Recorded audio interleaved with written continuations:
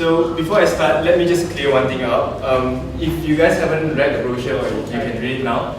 So my name is Shaike. So it's not Chai, it's not Kai, it's not Shakir, it's Shaike. So everyone here could actually call me Shai. So if you didn't remember or receive anything from my speech today, at the very least I hope you get my name right afterwards.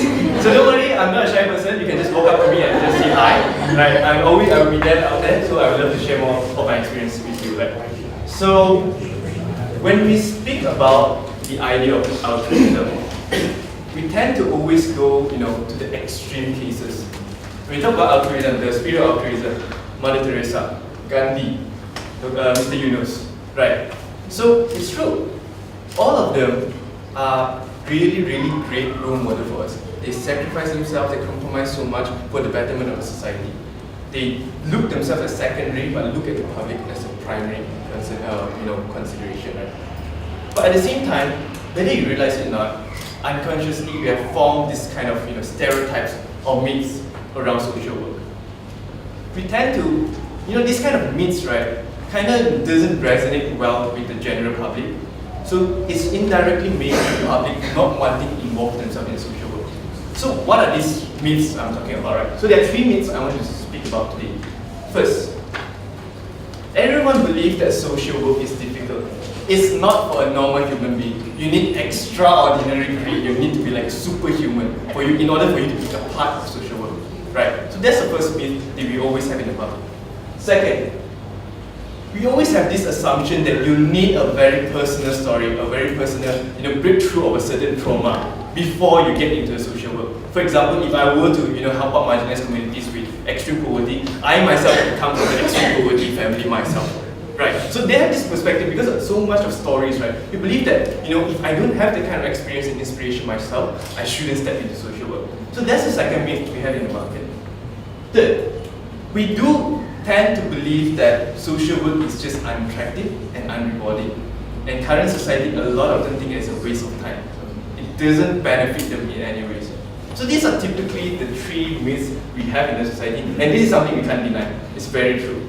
So today, what I really want to do, at least I will attempt to do, is that I'm going to break these three myths, and I want to make sure that every one of you, before you leave, the idea of why should I be a part of this becomes why not. So this is what I want you guys to start thinking in the later time. Alright, so when we talk about the idea of social work, we always think that it needs extra work. You need to be on the field, you need to be muscular, or you need to be someone really outspoken, being someone very influencing, right? So something like, you don't know where you stand, you don't know where you feel in this gap, you don't know whether you can do it or not. But when you really think about it, right, when you start saying that social work is difficult, isn't it the same with every single thing we do? We do what we do, for example, your career, because there's a growth in it. There's a kind of commitment and there's a kind of desire you have for you to grow within this certain industry, right? Same goes to social work. There's no difference. The kind of difficulties you see is similar to what you're facing in other ways. It's just in a different category. You still suffer because if your life is all about flowers and butterflies, right? There's something wrong with your direction, right? It's always about the challenges that makes us grow. That's why it makes us want to be involved. And one beauty about social work, right? So now we establish the ground. It's the same. It's all difficult, right? But the one beauty about social work is that it's not rocket science. They just need one universal thing in all of us. It's just the willingness to do good. That's it. And whether you guys realize it or not, like just now, how do we say? Every one of us is a giver.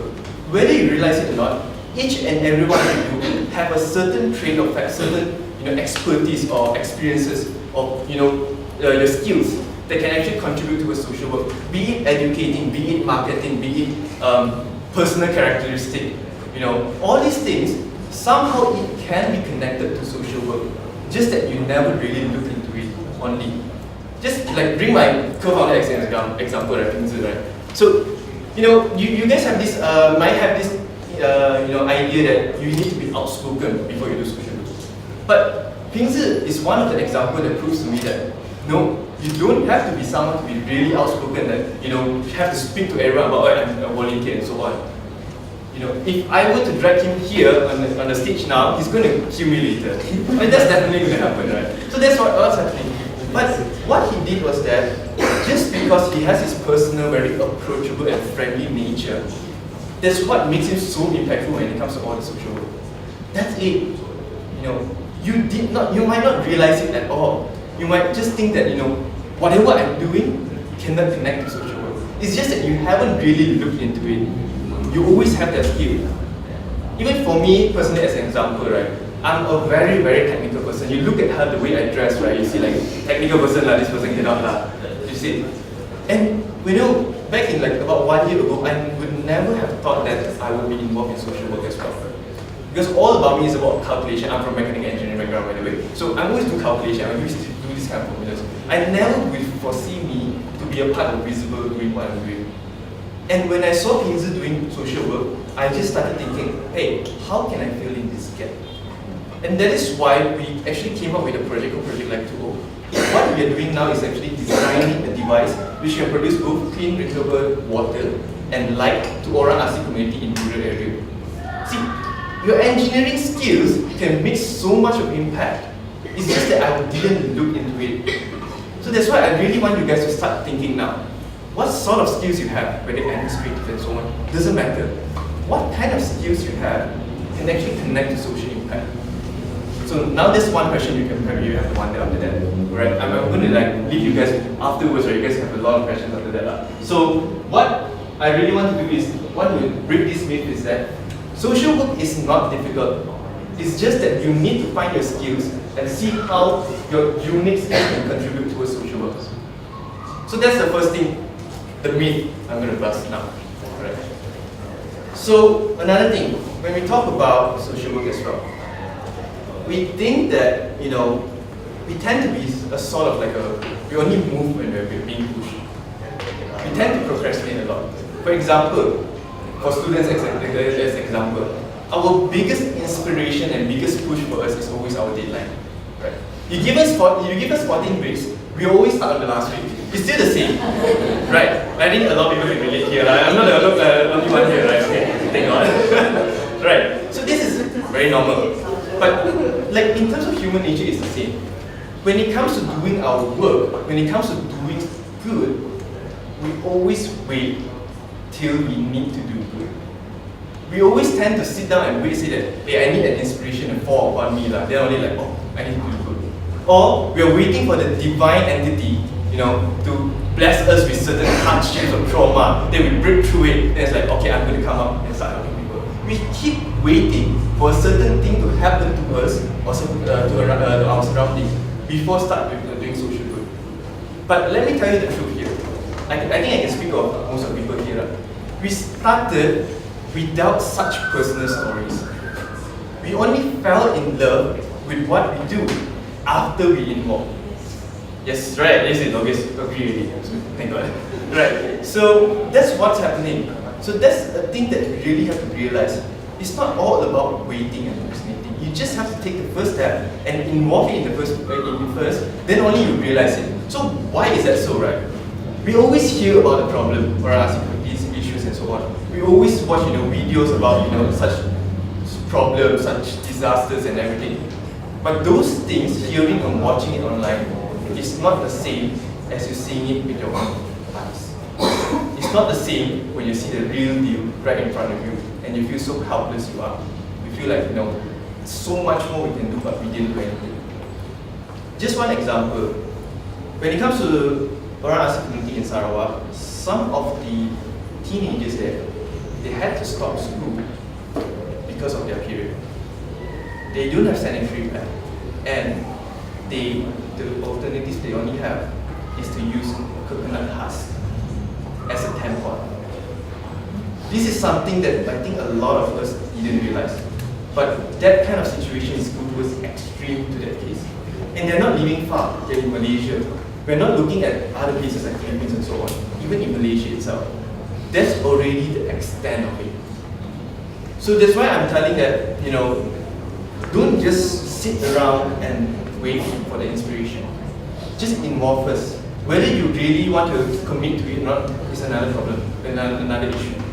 But get yourself on the field first, then you will start seeing whether you really want to do it or not. And I can guarantee you, when you start being really on the field, almost all of you will actually stay. Every one of you actually came here today because you have that interest. And I just want to urge you guys, whether any organization here, if you have the chance, be a part of it, even a small part of it. Even though, let's say not start on the field, doesn't matter. Just start seeing how you can actually do something about it. So the second myth I'm busting here is that you don't need a personal story, you don't need a personal trauma to break through before you do social work. Involve first, and trust me, you'll fall in love with that. And that makes you a different person, that empowers you. You're not just empowering them, you get being empowered by them and yourself. And trust me, you're a totally different person. Or nodding now. Right. So this is something I also urge you guys to do. Right. And last but not least, something which is, I guess, acceptable by almost all of the public. We believe that social work is not rewarding. We tend to think that social work is, some people, actually there are rich people actually told me that, social work is for the poor people to do. It hurts me a lot, of course. There's such perspective existing out there. People think that social work is just not rewarding and it's just a waste of their time to gain anything from that. But at the same time, as hateful as I am towards their comments, I can't really blame them. When you look at the NGOs and so on, a lot of them, actually most of them, they are struggling to actually sustain themselves and maintain on their impact. Because they have to crowdfund, they can't, make business and so on, they have to rely on the public and so on. And our public is not that generous, we have to agree with that. So the idea of NGO, the sustainability, the scalability of it, that's definitely a question to most of the people. Because I'm very sure that most of the NGOs here are actually quite sustainable. But when we look outside, most of the NGOs out there are very hard in terms of sustaining themselves. They face a lot of difficulties. So now, we have this problem. We have this gap, this status quo that we can't do anything to change. NGOs, the nature of NGO is memang like that. So what else can we do about it? How can we fill in this gap of difficulties, of uncertainties towards the public? So that's why I believe, personally, I do believe that social enterprise is something that's going to fill in this gap. Social enterprise is going to be the next generation of business we are running. So what is social enterprise? Social enterprise is where you combine the element of business and social work together as one. Be it having your business running and then you integrate social impact towards it, or vice versa. So that's what we call the social enterprise. And it's something very common in the Western countries especially, but in Malaysia it's very new. They just started the accreditation in Mandarin, so it's something very, very new. So there will be people being very skeptical about it, even people from NGOs as well. I don't blame them. So they believe that you're doing social good and you're putting business elements in it. That's wrong. You're taking advantage of them. That's not something you should do. Well, let's take your cause on the table and see the case. In comparison, one is that most likely it's not going to be sustainable and it's rely heavily on public and the market. On the other one, you have the chance to scale it up, to maintain, not just sustain it, but to scale it up, scale your impact up to more people. You have the chance for you to bring in the best people for the best impact for the marginalized communities because they deserve it, right? So you have these two comparisons. Which one do you want to choose? For me, I definitely choose the second one. And that's where social enterprise is. Social enterprise, if suitable, when you put business element in it, that's where you get to produce consistent profit to resustain your business, resustain your cost, even pay salary to your people. You don't have to heavily rely on volunteers. All these things, it becomes something self-regulated. So if that's the case, why not? And I don't blame everyone else to start thinking about this because there would be misuse of power. There would be people trying to take advantage of the marginalized community, saying that I'm doing social cause, but a lot of money to take it in. Two replies to that. First, currently we already undergoing on the accreditation of social enterprise, meaning Mandarin. They already set up check and balance. For example, 35% of all your costs has to go to your beneficiary, for example, marginalized community. And there are 4 categories in there. So later on I can share more with you. But there's a form of check and balance starting in Malaysia. And second, the idea of, let's say, you're trying to bypass this kind of check and balance because it's new. That's where it comes to us. We are the one who's supposed to solidify this culture of social enterprise. Not taking advantage of them, but doing something that we love. But at the same time, we still can pay ourselves and serve our food and so on, and maintain ourselves. Right? And then you can get more people in. You can get the best engineer, for example, to design the best impact device for them. So that's why I'm really looking forward to the growth of it. Sadly, in Malaysia, we are still very skeptical about it. And we are still very unknown about it. So that's where I believe that social enterprise would be the next ideal model we have in society. Making business, at the same time making impact, double of it. Perhaps your profit would be lower than normal, but when you have 2 impacts at once, the second impact, the social impact we're talking about, is something uncountable and something that really pushes you to the next level. Right. So, I hope I have busted all these 3 myths for you. And I do really hope that you go back and start asking yourself, what are you doing now and what are your perspectives towards social work? So there would still be people start saying that, why should I be good to others? The whole world is treating me badly, the whole world is trying to cheat me, the whole world is trying to scam me in a sense. Yes, the human nature itself is something we can't change, right? But I personally believe that it's more tiring, it's harder for you to hate people rather than doing good to it. I personally believe that there's no point of you start being the core of a hateful movement, but rather if you channel all those energy wasted on this thing, but back to doing social good, you could be a next level person. You could be a role model to people. You don't have to brag to people what you do, but people know that you're doing good for the society, and people get inspired by you. That sort of feeling is something I can describe. It's something that you have to feel. So next time, when you start thinking about why the hell should I join social work, start tweaking the question back, why not? Thank you.